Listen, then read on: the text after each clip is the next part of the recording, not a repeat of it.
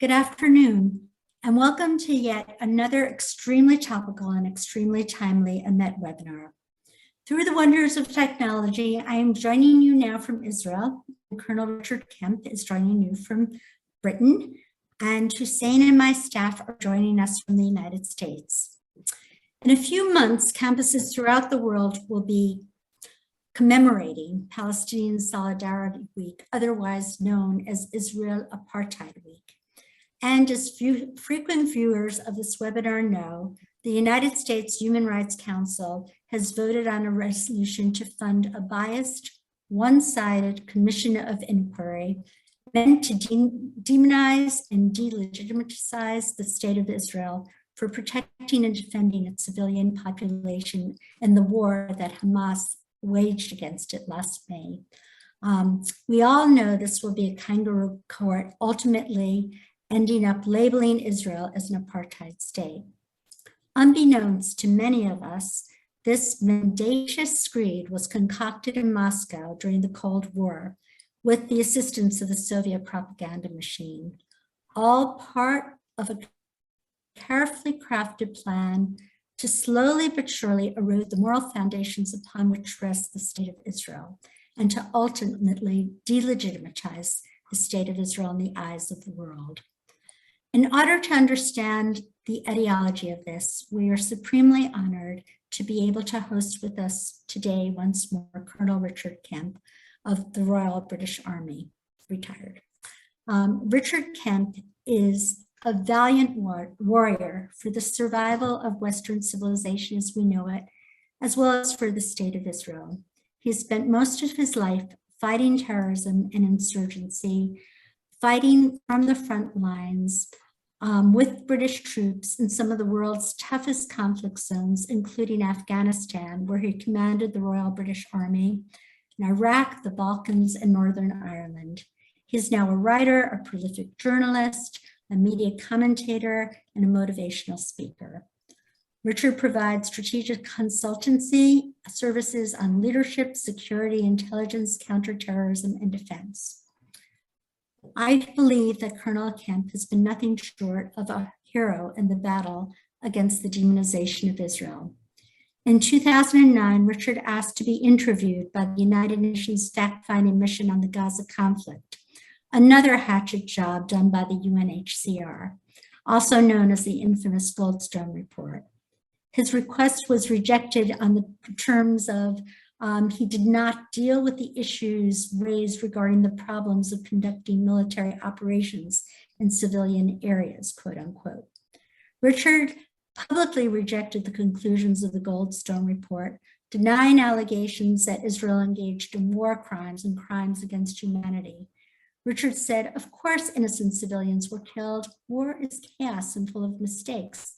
There have been mistakes by the British, American, and other forces in Afghanistan and in Iraq, many of which can be put down to human error. But mistakes are not war crimes. Based on my knowledge and experience, I can say this. During Operation Cast Lead, the Israeli Defense Forces did more to safeguard the rights of civilians in the combat zones than any other army in the history of warfare. In the report of June 2009 conference at the Jerusalem Center for Public Affairs, Richard also accused Hamas of deploying women and children as suicide attackers and wrote that women and children are trained and equipped to fight, collect intelligence, and ferry arms and ammunition between battles.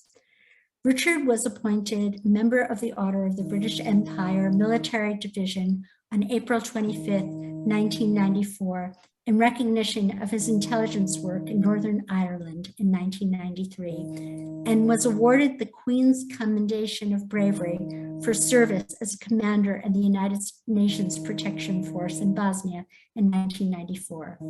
He was promoted Commander of the Order of the British Empire Military Division in the New Year Honors of 2006. He received an honorary doctorate from Bar-Ilan University in 2015. Among many other accomplishments, Richard is a best-selling author, a regular columnist for the Times of London and the Gatestone Institute, a frequent television and radio contributor, as well as a contributor to a huge array of other international publications. And I am proud to say that Colonel Kemp was awarded in 2017 a Met's coveted Speaker of the Truth Award. Richard, please tell us, what is the true etiology of this absurd and fallacious libel that Israel is an apartheid state? Well, thank you very much, Sarah, for those very generous words. And I think maybe I should start employing you as my personal promoter after that. But thank you. And it's a real honor to be here again, speaking with the Emmet. I have huge respect for what you do and your work, and it's extremely valuable, not only in the defense of Israel, but in the defense of Western values. So thank you for that. And thank you also to Naomi and Hussein, who are behind the scenes pulling the levers on this webinar. I would say, first of all, I've spoken at emergency sessions of the United Nations Human Rights Council in Geneva on 4 occasions.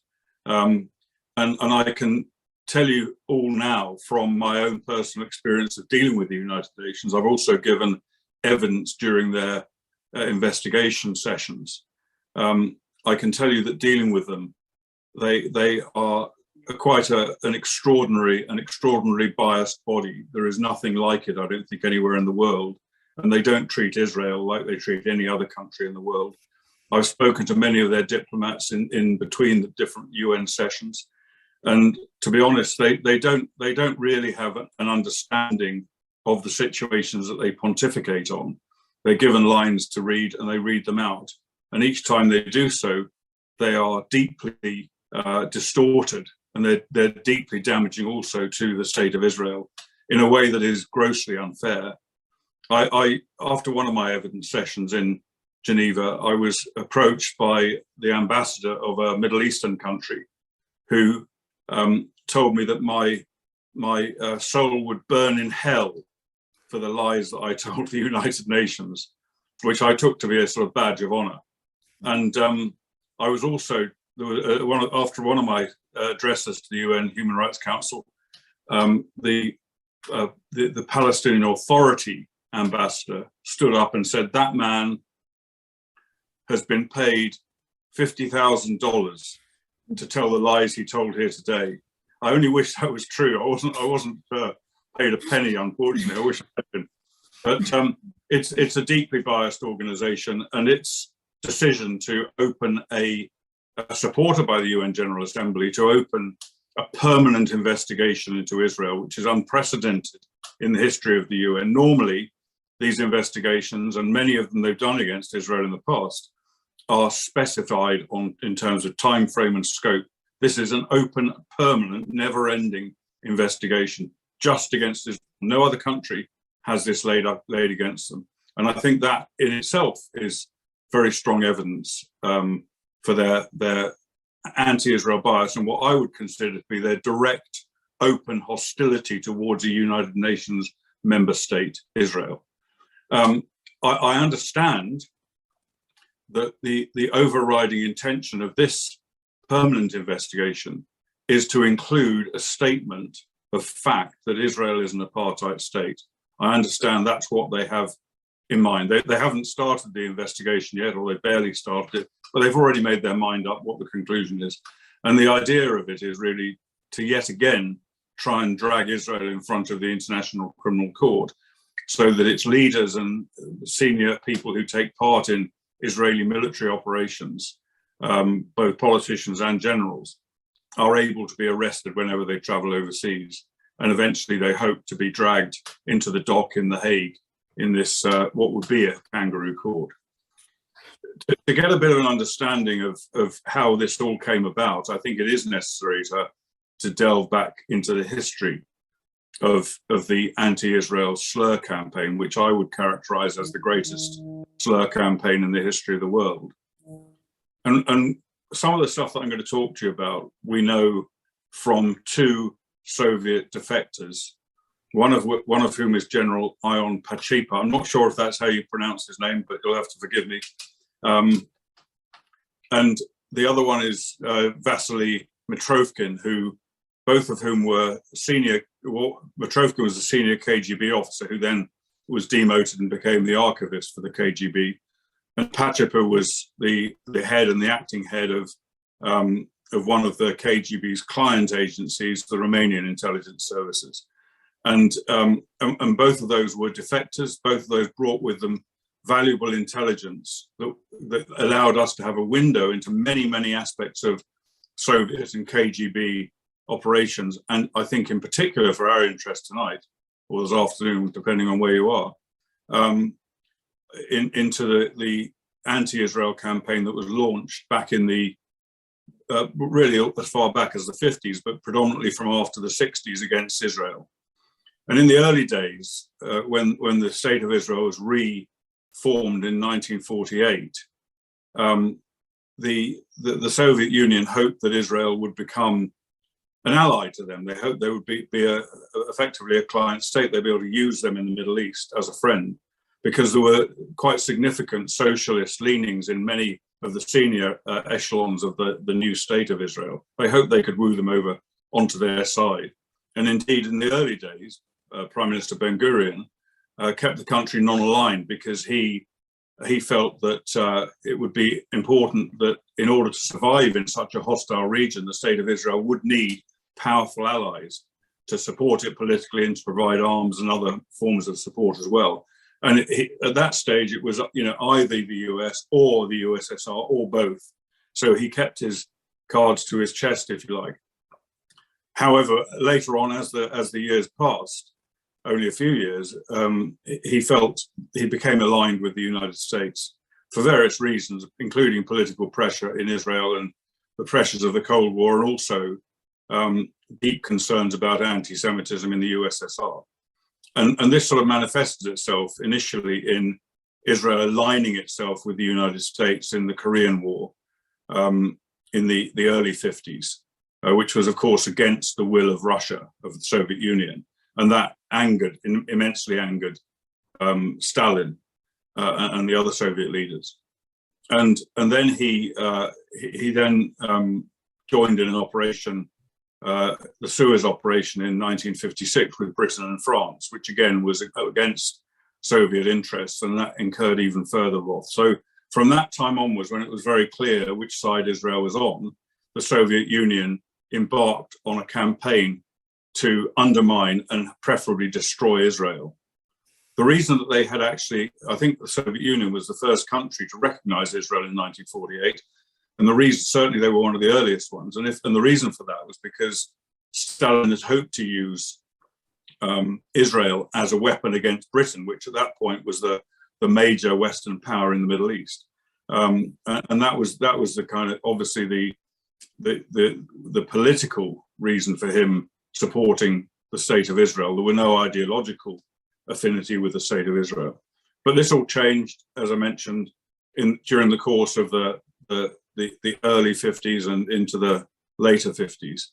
And the Soviets' idea was not that they weren't so much interested in annihilating Israel. That wasn't their real objective.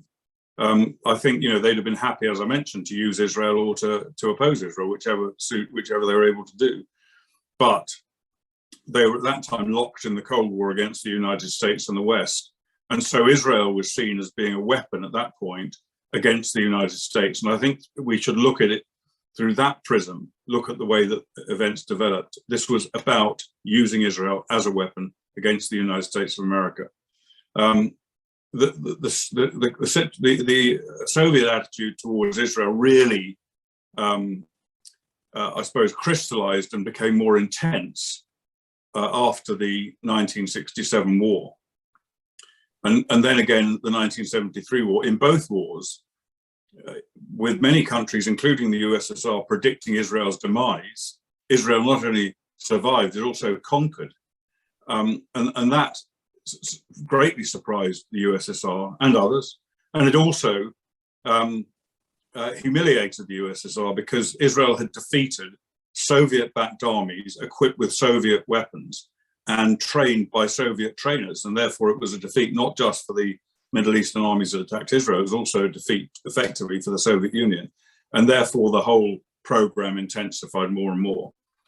After the 67 war and again the 73 war, the Soviets realized they couldn't defeat Israel, couldn't really be defeated in conventional terms.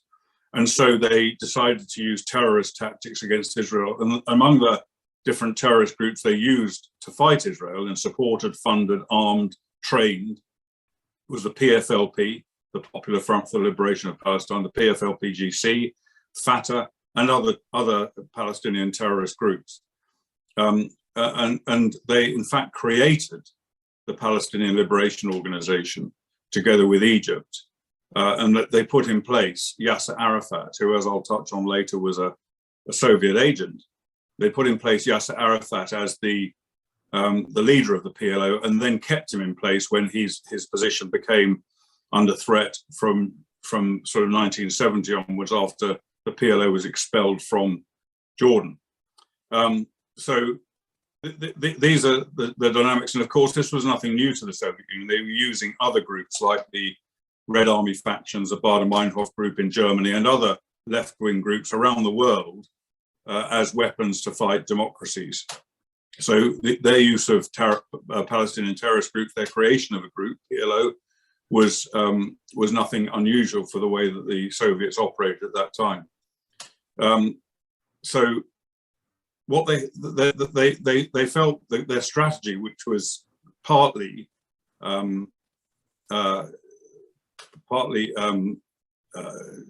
under a specific Soviet operation, one specific Soviet operation, their strategy was to be able to win the world onto their side against Israel, particularly the Arab world, but not only the Arab world, but the whole of the West, through effectively the creation of a national liberation movement.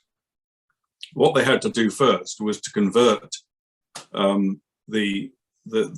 effectively the jihad against Israel by Palestinian groups, by Arab countries, by a range of different groups across the Middle East. They had the purpose of that was purely religious. It wasn't a land issue. It wasn't a political issue. It wasn't a liberation issue. It was a religious issue, because under Islamic doctrine, no country or territory that's ever been owned and ruled by an Islamic regime can ever be ruled by others. They have to be reconquered if that occurs.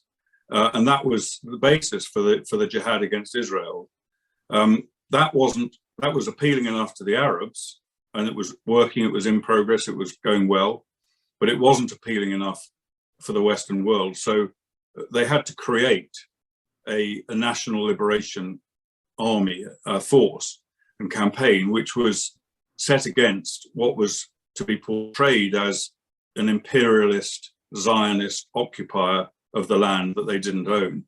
And to do that, of course, they had to create a people, a culture that was to be liberated, because there was no such thing until the Palestinian National Charter was written in 1964, which was drawn up in Moscow, according to General Pachipa. Until that was written, there was no mention anywhere of a Palestinian people that meant anything other than Jews who were living in the former Mandate of Palestine.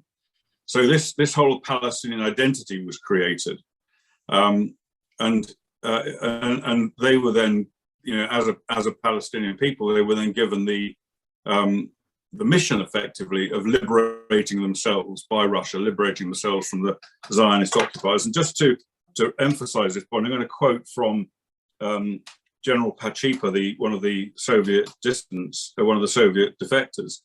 He quotes Yuri Andropov, who was at that point chairman of the KGB and later became the general secretary of the Soviet Communist Party, as we know.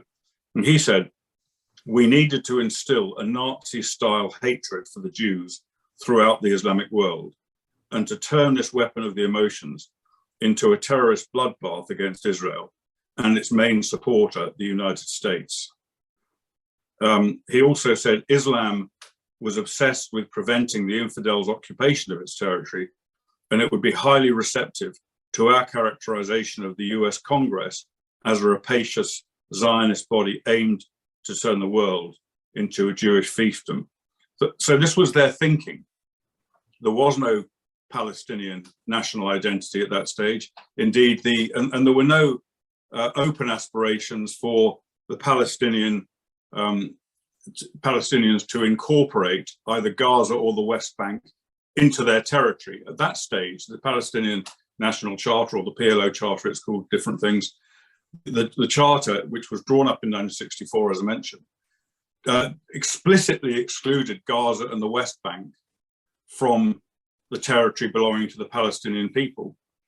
It said that those territories were respectively the sovereign territory of Egypt in the case of Gaza, and Jordan in the case of the so-called West Bank. Also, I always get into trouble when I mention the word West Bank when I'm speaking to a Jewish audience. I know it's Judea and Samaria, but West Bank is easier for me to say, so apologies.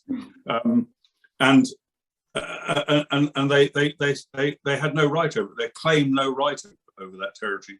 They only claimed rights over the entirety of the rest of Israel.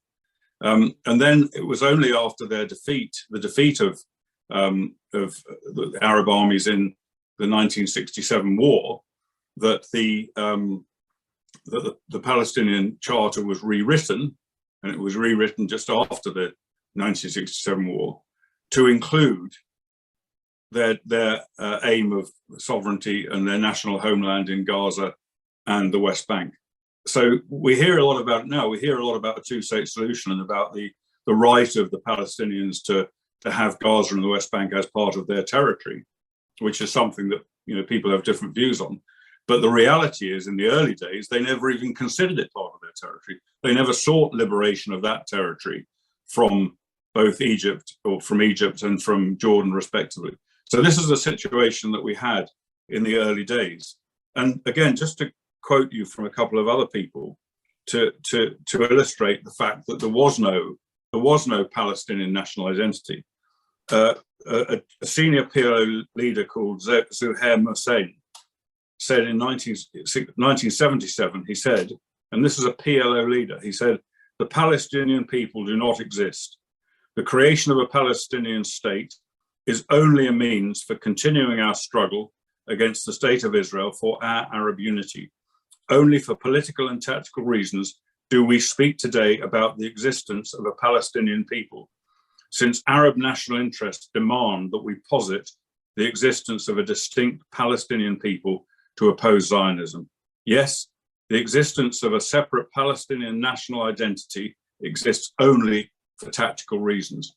Many other senior Palestinian leaders have said the same thing since then, often unguardedly when they thought their words weren't being overheard or wouldn't be heard in the West. And even Yasser Arafat himself said, he was quoted by his biographer as saying, "The Palestinian people have no national identity. I, Yasser Arafat, man of destiny, will give them that identity through conflict with Israel." So that is, I think that those quite simply sum up the reality of that situation. To bring it about, to bring this dream about of Israel being destroyed by a Palestinian national liberation organization, the Soviets, using not only their own intelligence resources, but also those of their other countries within the USSR, including, of course, Romania, Poland, etc. They used massive resources to distribute vast quantities of propaganda in the Middle East, to even further to stoke up the anti-Israel feelings there. They deployed 4,000 intelligence agents to influence the people in the Middle East.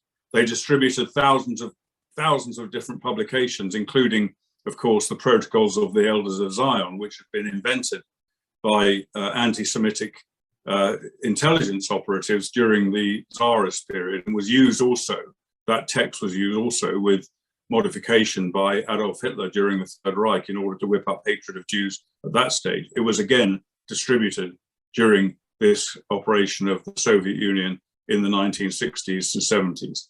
They produced vast amounts of anti-Jewish and anti-Israel propaganda throughout the Soviet Union as well, wrote books, published papers, and distributed a huge amount to the West. And the West, of course, were a big object of their propaganda campaigns, not just in relation to Israel, in relation to many, many other different facets that they wished to undermine and corrupt the Western world. But Israel was a primary focus. And a lot of the propaganda that came out in Europe, in the United States and other countries during these years originated in Moscow. So this is how they developed. And today we can see how effective that was. It was a phenomenally effective campaign, probably the most effective propaganda campaign of the Soviet Union, which had many. And we can see in the words of students at universities, of politicians, including British politicians, we can see those Soviet words echoed. So 30 years after the demise of the Soviet Union, it is going very, very strong. It caught hold and it's still got a hold of us. And I think many people who spout this anti-Israel propaganda, who talk about Zionism as racism, which is a concept introduced into a United Nations debate, I think it was in 1975, by the Soviet Union. It was then rejected under pressure from the US in 1991. That's all regurgitated and reiterated and strengthened and built upon today in the West. And I think accounts to a very, very large extent for the much of the anti-Israel feeling in the West. It's believed, it's believable, it's believed. Vast resources were poured into creating it. And there were many, many useful idiots in the West and in the Middle East who strengthened it and perpetuated it. Just before I finish, a couple of words on the leadership of the PLO. I mentioned Yasser Arafat. Yasser Arafat was a KGB agent. He was working for the KGB. He was paid by the KGB. General Pachipa, I think he said he paid him something like $200,000 per month in the early days, and no doubt much more even later. And of course, much of this went into his own banking account. He was one of the richest terrorists the world's had. Another extremely wealthy terrorist is Mahmoud Abbas, the current leader of the Palestinian Authority, who was elected for 4 years and is still there into his 18th year now. He was also a KGB agent. He was on the Mitrovkin documents that I mentioned, smuggled out of the USSR. He was named with his code name as a KGB agent. He was a student at a Moscow university in the 1980s, where he, under orders obviously, wrote a thesis denying the Holocaust. On the one hand, denying the Holocaust, on the other hand, blaming the Jews for the Holocaust. So I'm not quite sure how he sort of squared that circle, but he managed it somehow. And of course, that played well into the Soviet message that they were trying to get out there and succeeding in getting out there. And then he went and operated in Lebanon and other countries in the Middle East, spreading similar propaganda over many years, and remains. I think many of his words now, you can see, are the words that were put into his mouth all those years ago by the Soviet Union. So in conclusion, I totally reject this idea that Israel is in any way, shape or form a colonialist occupier of land that it has no right or entitlement to. There's many more details I could go into, but I feel we're running out of time, because we obviously need to have time for questions from the many, many people who are listening to this show tonight. But I say I reject them wholeheartedly. I only wish that political leaders in the West and media organizations in the West, such as the BBC, actually took the time to research this subject and understand that they, even today in 2022, are still having their strings pulled by the former Soviet Union. Thank you. That was unbelievably cogent, clear, brilliant. And of course, it is incumbent upon organizations such as ours to undo this, but it's a mammoth, colossal task. Any hints on, hatred and racism, anti-Semitism spreads like wildfire. How does one undo this? Any ideas? It's so overwhelming. And so many people, so many young people, so many professors believe that Israel is an apartheid state and Zionism is racism, and this is the way they've been schooled. So we have to undo at least 1 or 2 generations of hate education. Where do we begin? Any clues? Yeah, well, it's a mammoth task, and I think the work that organizations like Emmett do and there are many other organizations involved in this world. I think the work they do needs to be focused as much as possible. Okay, yeah, the wider message is important, but I think focus as much as possible on political leaders and influential journalists. And admittedly that, some of the newspapers and media organizations out there, they have their editorial policies, which a mere journalist finds very hard to get around. And I've met journalists, for example, I met a journalist working for Sky News who told me that he complimented me on what I said about Israel. And I said, well, why don't you say that about Israel then? Why do you take an anti-Israel line? He said to me, if I said what you said, I would be fired by Sky News. And he no longer works at Sky News now, so he obviously said something slightly out of place. But this is a sort of challenge that is faced. I think one thing I would say is that the Abraham Accords played a major role in undermining this Soviet propaganda, because it's very hard actually it's harder, shall we say, for people in the West, particularly political leaders in the West, to say Israel is this, Israel is that, when Arab countries themselves are saying the opposite. And in particular, I'm thinking of those countries led by the UAE and supported by Saudi Arabia, which went into the Abraham Accords. And that, of course, happened as a result of US political pressure on those countries. There were various other factors as well, of course, including their fear of Iran, quite understandable fear of Iran. But I think, I would say that this would not have come about without significant US political pressure on those countries, which countered this continuing Soviet propaganda against Israel. And I think that shows the strength of a government which is willing to stand up and use its pressure. And that's where it's needed. And I think, unfortunately, the current US administration has not followed up on the Abraham Accords. But I think had they done so, and if a future administration does so, I think that could play a major role in undermining this whole agenda if they can recruit more countries into the Abraham Accords. And even I think it would potentially put pressure on the Palestinian leadership to be with a lack of choice, because they lack external support, to come to some kind of rapprochement with Israel. I know that's a distant hope, but I think that could be a prospect in the future.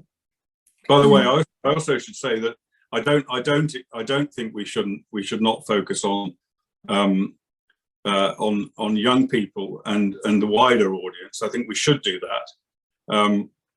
And also we should focus on Jews, because the last thing we need, I think, in this campaign is for too many Jews to go over to the other side. And it's understandable, actually, when you get such a pressure of the Israel are war criminals, Israel's an apartheid state. It's understandable that much of the support of even Jews in the West will fall off, and we've seen evidence of that happening. And I had the great honor of speaking last weekend at a fantastic organization called it's what Americans call Club Z, but I call Club Z. And it's a fantastic small organization in the US, but an organization that focuses on education on these issues of Jewish high school students. And a lot of people focus on universities, but I think it's even more important, as an army going into war would train before it fights its fight. I think it's really important that high school students are prepared for the fight they face in too many of the university campuses in the US and Europe today. Yes, excellent. And speaking of the Abraham Accords, it's now my honor to turn the podium over to Hussein Abu Bakr Mansour, who is the director of a METS program of emerging democracies from out of the Middle East. Hussein? Thank you very much, Sarah, and thank you very much, Colonel Kemp, for an amazing presentation that really tries to uncover a lot of the unknown history of modern anti-Semitism and hatred towards Israel and the campaigns to delegitimize and demonize Israel. I'm extremely happy that you're doing the amazing work that you're doing, because it's just how much that people don't actually know about the history of this. And we've received a ton of questions. I want to thank all of our audience who've been listening to us, who sent us all these questions. I can already tell most likely we're not going to have the time to cover all of this. The questions are still coming. And before I go to the questions, we received a lot of comments saying, like, wow, we never knew about this before. We never heard about this. So we have a lot of messages of appreciation for you, Colonel Kemp. some of the questions that we received are regarding sources. If people want to learn more about this, is there any systematic research that has been done? Books, professors have specialized in this. Where can they find more information about the Soviet sponsoring of this anti-Israel campaign? There are a number of articles on the internet from reliable sources about this. I wrote an article myself a couple of weeks ago for the Gatestone Institute, and if you go to Gatestone, I'm sure you can Google it, Gatestone Institute on the internet, you'll find my article there about this subject, which covers a lot of the ground I spoke of, and it also includes quite a few footnotes and references which can lead people to other sources of information about it. But you know, there's been a lot written, shall we say, about the Mitrovkin archives, which are a huge wealth of information about the Soviet Union's thinking, including on this issue, which books have been published on those archives, so you can look those up. There are a number of books. I don't have them to hand, but I think, you know, as I say, if you go to my article at Gatestone, you'll find quite a few references to the material there. Thank you very much, and it's a superb article. I actually encourage all of our audiences to find the article. Maybe Naomi will put a link in the chat for everybody. Another common question or recurrent question that we've received is, why is this unknown? Why is this history unknown? Why is this not publicized? People are asking, why is this the first time I hear about this? Why is this Soviet connection to the Palestinians is not more widely shared? Why not?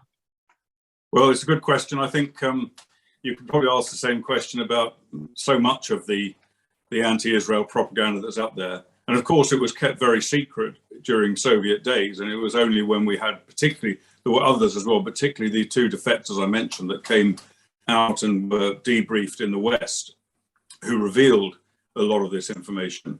But there are, you know, it's not, I mean, I'm not uncovering this for the first time. This has been known about in you know, different elements of it, particularly been known about for quite a long time. So it is out there. It does take a bit of searching on the internet to find the right material. But like every propaganda campaign, like every secret operation, remember this was an operation that was controlled by the KGB. They obviously do everything they can to keep secret. And in today's atmosphere of so much anti-Semitism, anti-Israel feeling around the world, it's obviously in the interests of many, many people to keep this sort of information under wraps, because it undermines the whole of their ideology. It undermines the whole of their narrative. So it's hardly surprising that it wouldn't be that widely known about. Thank you. We've received a number of questions asking about the current state of affair between Russia and Israel. So people seem to be unable to reconcile, right? If you have this legacy of Soviet anti-Zionist history, and then other questions asked as well. Well, also Putin is actually very fond of the Soviet Union. You know, as you know, he considered it the largest tragedy of history, the collapse of the Soviet Union. But yet they are cooperating with Israel. Putin seems to be interested in a close relationship with Israel. How do we understand that? How do we reconcile that? Yeah, well, I think there's obviously two sides to it. There's the Israeli side, and then there's the Russian side. And I think the Israelis, I can't obviously speak for Israel at all, but the Israelis, obviously, those in the Israeli government who make decisions understand all of this history, or many of them do. But it's in their modern day interests to, as far as they need to cooperate with the former Soviet, with Russia, and particularly given Russia's influence in the Middle East today, particularly in Syria and other countries. A form of coordination or cooperation is essential. And I think it's for the same reason that the US also cooperates and coordinates with Russia today, because of, for economic reasons, for reasons of global power. Despite all the very bad things that the Soviet Union in the past did and attempted to do to the USA. So I think it's not really surprising. As far as Russia is concerned, I don't think that modern day Russia has the same animosity towards Israel as the USSR did. I'm sure some people within it do. I don't think Putin does. I think Putin actually somewhat admires Israel. And of course, he has a very large, or relatively large, very large Russian diaspora of Jewish people in Israel today, who he has to take account of for political and economic reasons. But I have no doubt also that wherever and whenever they can, I keep going back to Soviet Union because I've had that on my mind, but Russia today would use Israel in any way it felt it wanted to, within reason, against the USA, because of course one of Putin's overriding objectives, as was the objective of the USSR, was to oppose the United States. So I think, you know, it's a pragmatic relationship that exists today. But I personally would not trust, if I was an Israeli political leader, I would not trust Russia any more than I would trust Russia if I was a Ukrainian political leader or a European political leader. Amazing, thank you. I think you already answered this, but since we already also received multiple questions, I'm just going to ask it. So is this, whether the Soviet Union or the anti-Israel positions from the UN, do you attribute it to anti-Semitism or just raw hardcore interests? I would say both.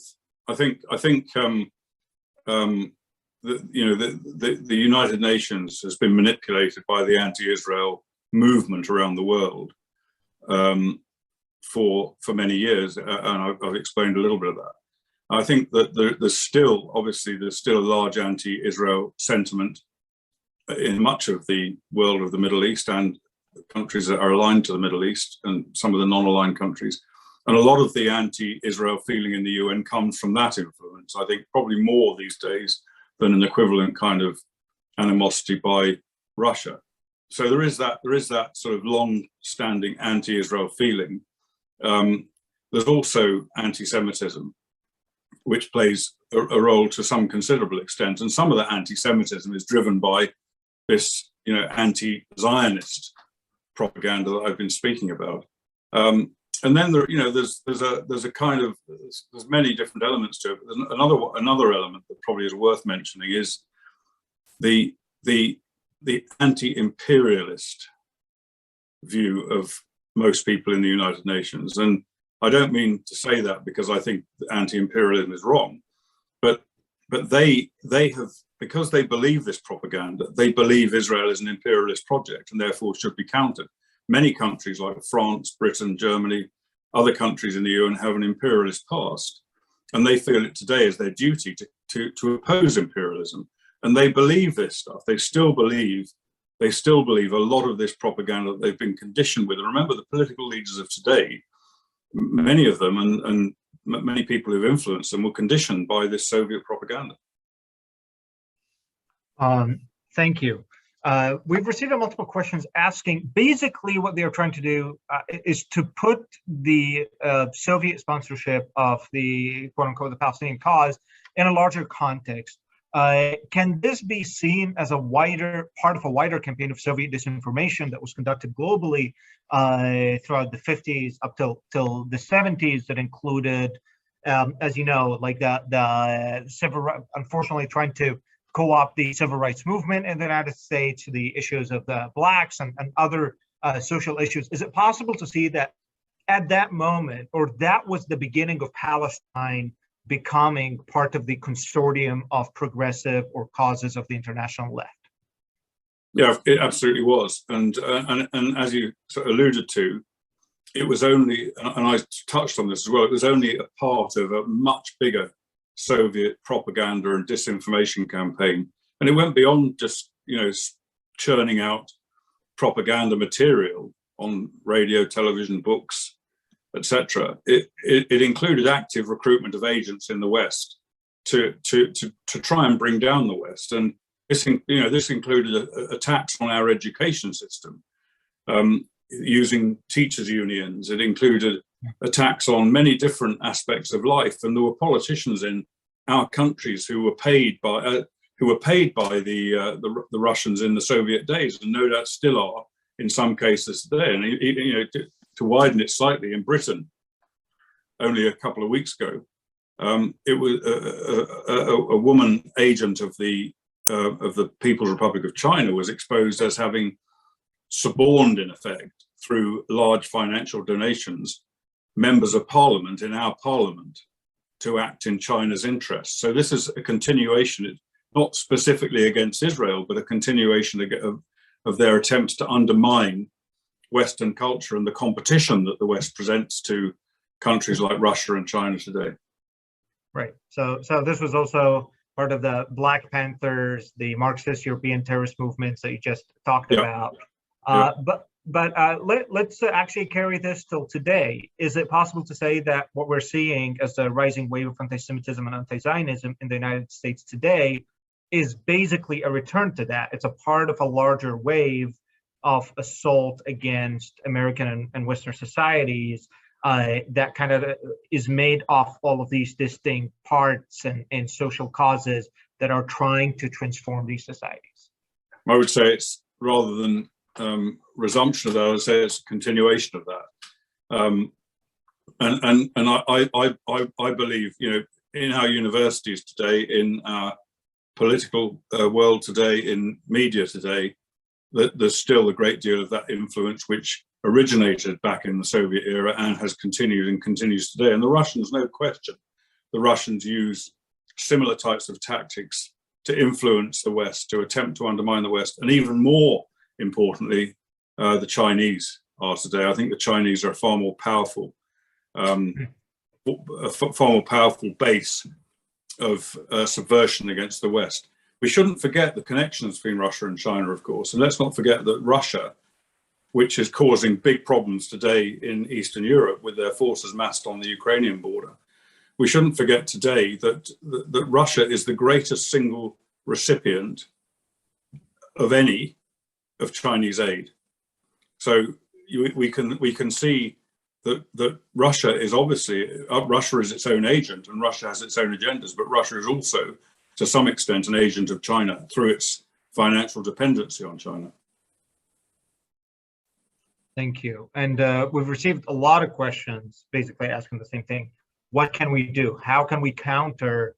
We're talking about years of layering of propaganda and misinformation and distortions that are, as a person who has academic inclinations, I have to say that academia is just all of this. So you have layers and layers of academic distortions, journalistic distortions. You have what can we do? How can we undo all of this?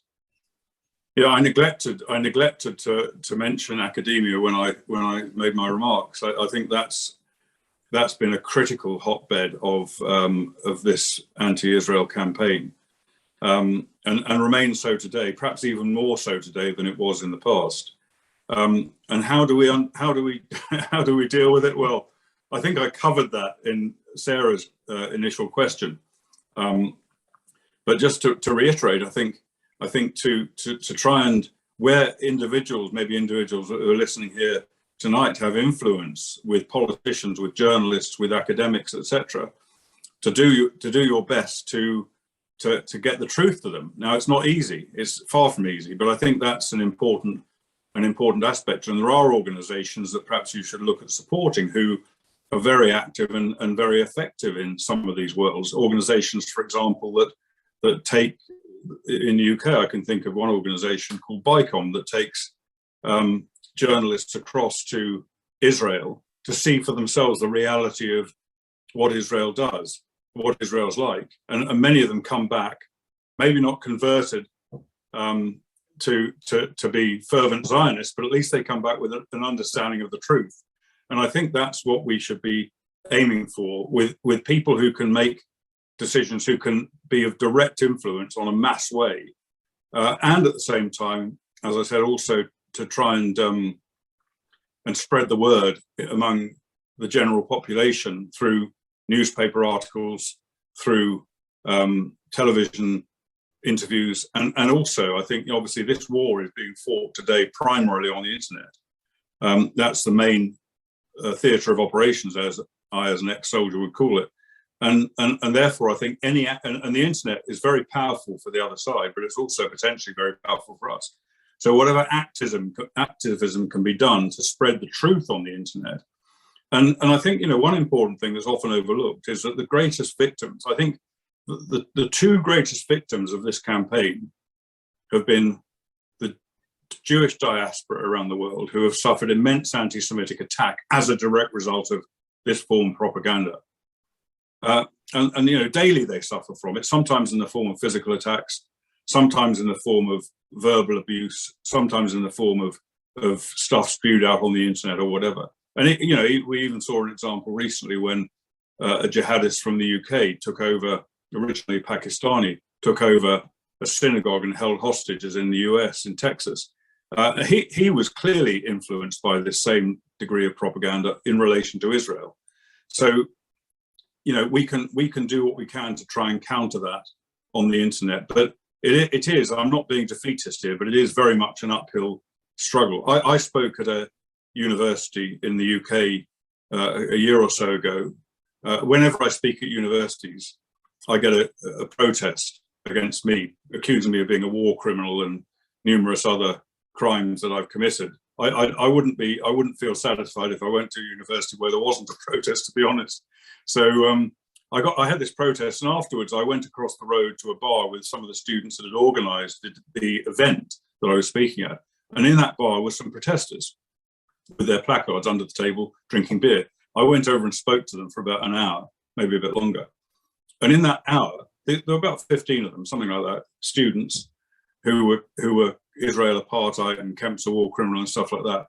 And by the time I finished speaking to them, they hadn't changed their mind, but they told me, some of them told me that this was the first time they'd ever had the other side of the argument explained to them and would therefore, you know, look into it further. So I think, again, you know, mass contact on the internet, using, if possible, people of influence to speak the truth, and personal contact when it's possible in that way. Thank you, Colonel Kemp. And I have to say, if patriotism and dignity are a crime, then we're all proud to have the biggest criminal amongst us today. Thank you. And I want to echo your call to all of our audience. The misinformation out there is just unbelievable. It's a barrage. It's a flood of misinformation. Many of them supported by huge budgets by states, whether Qatar or Russia, as you heard, or China. Networks of activists around the globe. Anything you can do will help. Please help us on the internet in conversations. Just put the truth out there. As a person who was born in the Middle East and in Egypt and grew up in a lot of anti-Semitic distortions, it's knowing the truth changed my life. So help others and spread the truth out there. We've received a number of questions asking about the UK, since you mentioned the UK and recent terrorists for the UK who took the hostages in the synagogue in Texas. We've received a number of questions asking you for your insight. What is the reason that there is so much anti-Semitism that seems to be coming out of the UK today?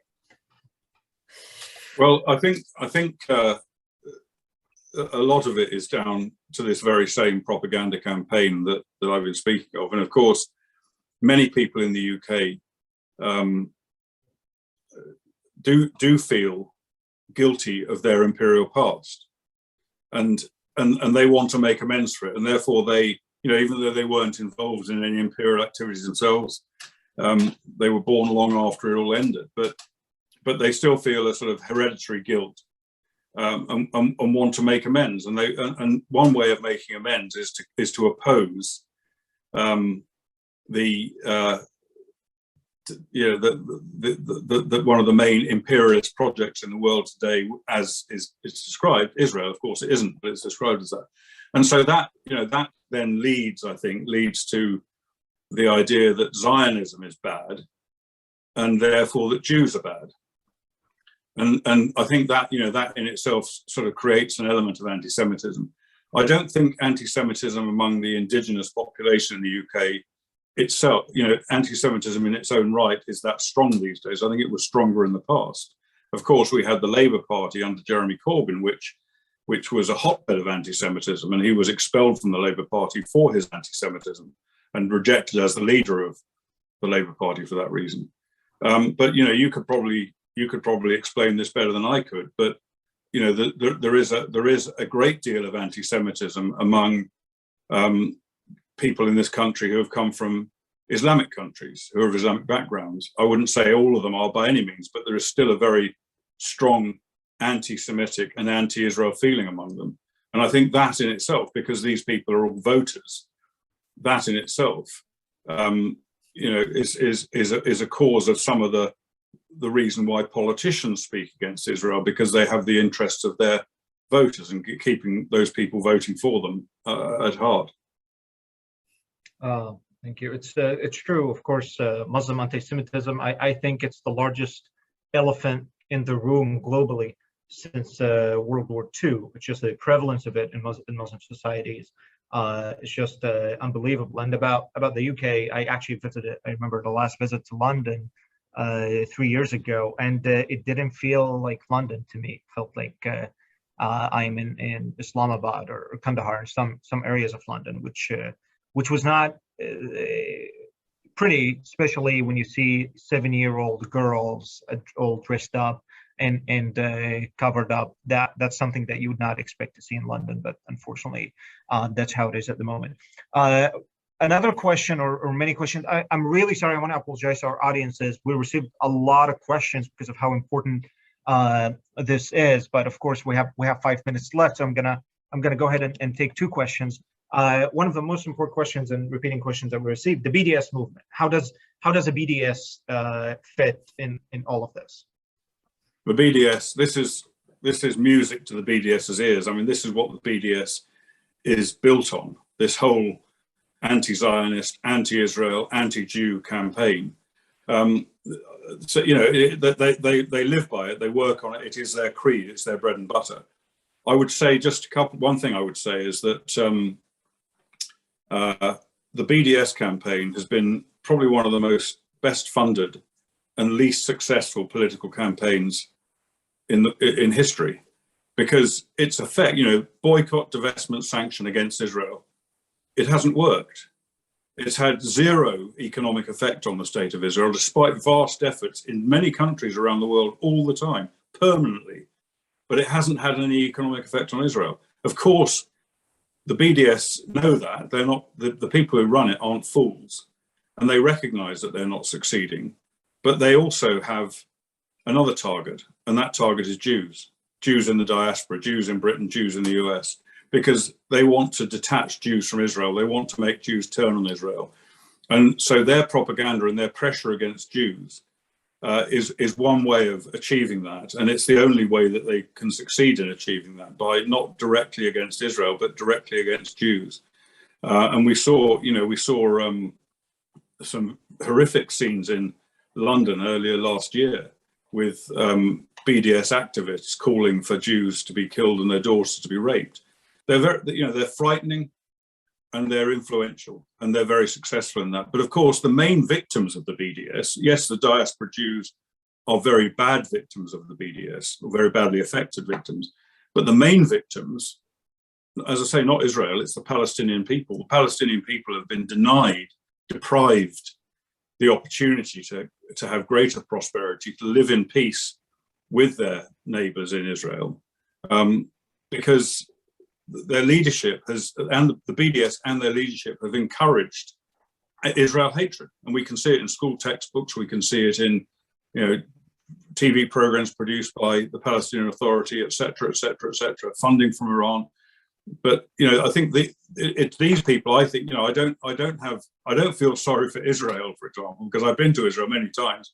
It's a flourishing and it's a prosperous state, and it's not got a limited future. It's going to be there forever. And I have there are some terrible things that have happened. Israel has been killed by Hamas strikes and by terrorist attacks from the West Bank, etc. But the biggest people who suffer, the people who suffer most, are the Palestinians. I just want to, before you come to the final question, I just want to read another quote, which I think is pertinent to the future of Israel and to the success of the BDS and the success of the anti-Israel campaign. And this is something that was said by General Giap, but it's a bizarre kind of diversion here. But he was a very talented strategist who effectively won the Vietnam War, a General Giap from Vietnam. And he said, the Palestinians, and by the way, Arafat met him many times. He met with many other Palestinian leaders. And he said, the Palestinians are always coming here and saying to me, you expelled the French and the Americans from Vietnam. How do we expel the Jews?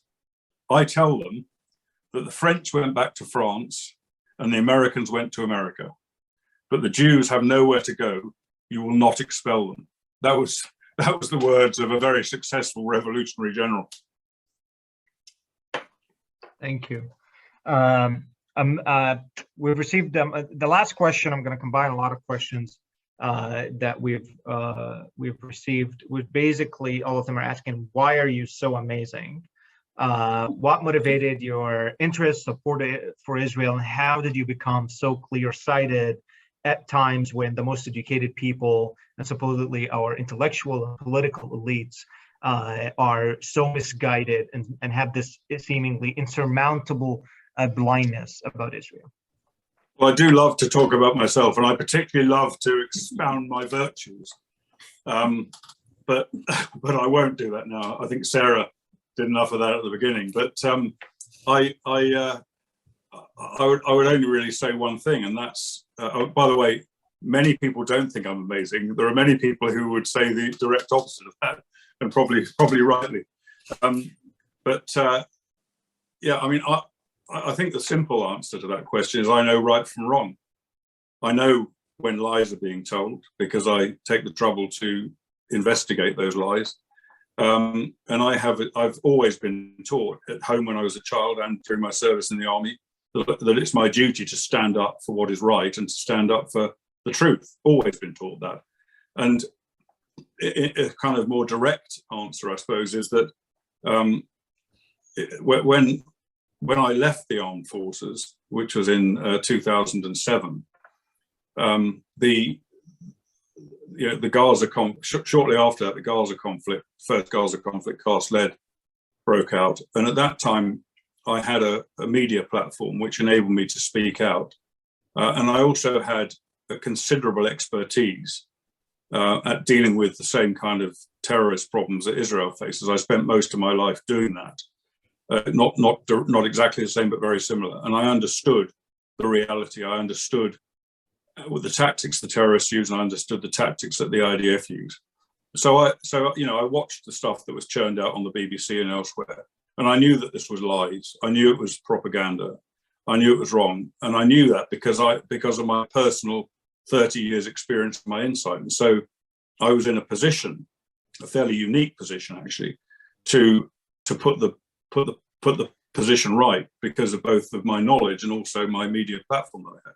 So that was really an opportunity for me to follow my training, my breeding, and my duty to tell the truth, and so I did.